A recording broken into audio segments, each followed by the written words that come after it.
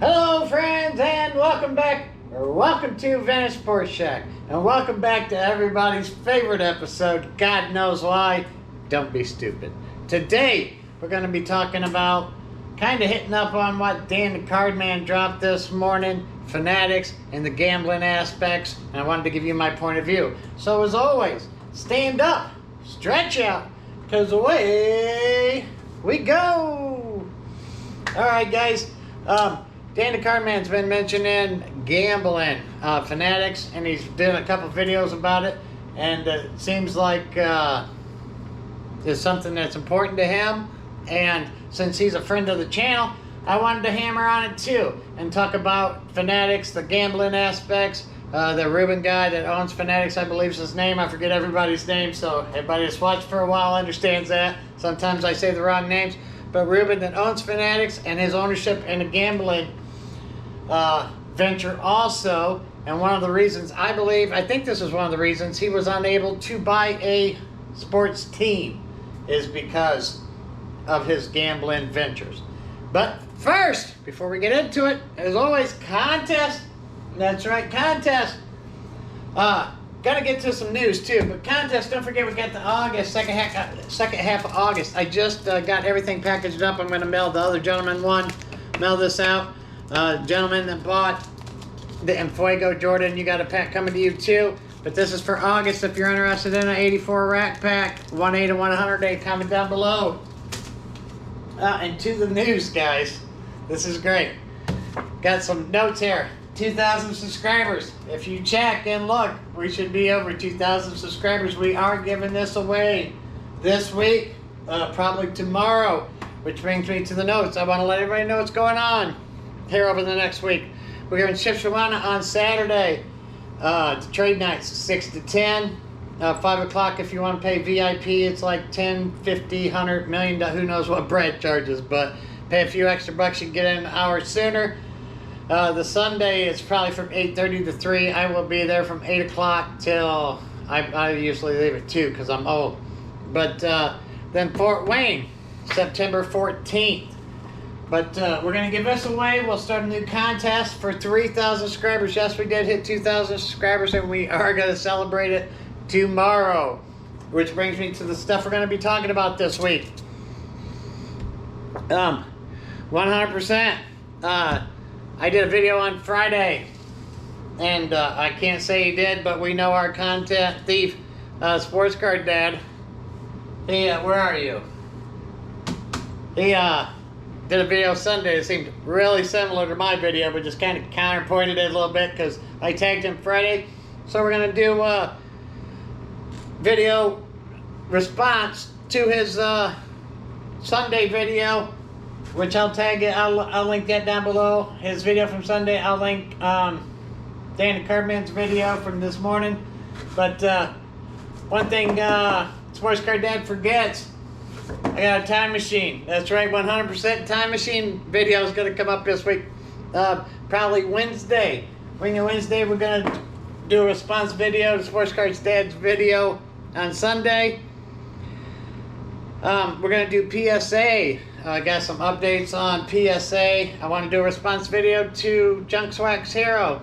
Wondering about if PSA was a scam. Had some viewers. I've got some information I'd like to share and get his opinion on that. So we're going to do that probably Thursday. And then Fun Day Friday, probably wrap up making fun of some channel, as always. And I know some of you say, oh, when you make fun of all these channels, you seem jealous. Guys, I have a great job. I make tons of money, and I carry around a 9-inch pipe. I'm not jealous of any man. So as always, remember, don't be stupid. Today, guys, I wanted to talk about Dan the Cardman. He's been bringing up the gambling aspects from Fanatics. And you look at it, and you see, I know I mentioned last week about turnover rate, how people get into cards, and they've realized that cards aren't investment. They're not even any type of investment. Most of the time, I'd say 99% of the time, people do get into cards for money purposes or investments, lose money. So, to me, I believe Fanatics is getting people in this card, that aren't gamblers. Break them in on cards. They're against gambling. That's wrong. Just any people. that have a stigma against gambling. Get them into gambling, sports cards or this type of cards or that. But once they realize that it's just a loss of money, well, then they will jump into gambling. They've already did like the gateway drug to gambling, I guess is what you're going to call it. It's the gateway drug. You know, really this card stuff, I mean, don't be stupid, this card stuff, it doesn't make him much money. You think compared to his clothing line and his gambling line, his ventures in that and his ownership, the money that gambling itself makes this card game pittance to him. So don't be stupid. Remember, he is doing something for something farther down the road. And the way I try to explain it, and I think I've explained it before, he's doing the Joe Camel, the Joe Cool, the Camel cigarettes back from the 90s. Or your basic cigarettes. You know, you buy something and we give you a little present here. Make it look cartoonish. The Joe Camel was cartoonish, aiming for kids. T-shirts. You know? You'd wear them, you'd wash it, it'd shrink, you'd dry it, you'd have to give it to your kids. You had kids from the 90s, 80s, and 90s running around with Joe Camel shirts on, all of them. But it got those kids' mind, I mean, don't be stupid, it got those kids' mind that it was okay. It got those people that, you know, didn't smoke or didn't do this. So it was okay to do that and break them in. And then the government stepped in and set regulation. And that stuff was no more. So, don't be stupid. Unless the government steps in and does something, they're going to be able to do this.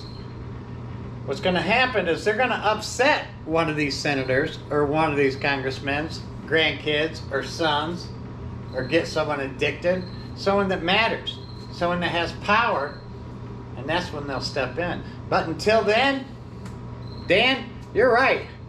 They are setting up people to gamble. They know that cards, the turnover rate is quick, and they'll be out of cards in a year or two, but they'll probably hold on to that gambling. Because the gambling odds, and once they get into gambling and actually win a few times, they'll be like, well, this is better than cards. So there's an ends to his means, I believe. And I think he's getting a bunch of them addicted. So, go and watch Dan's video. He talks more in depth about how he feels about it. Like me, I've mentioned in the past, you know, they run this Joe Camel advertising technique to get them young. Get them old, actually, in baseball cards. And once they get out, turnover rate, they can just jump into the actual gambling. So, comment down below, guys. Tell me what you think. Peace. Have a super great day. And why do we really come here? That's right.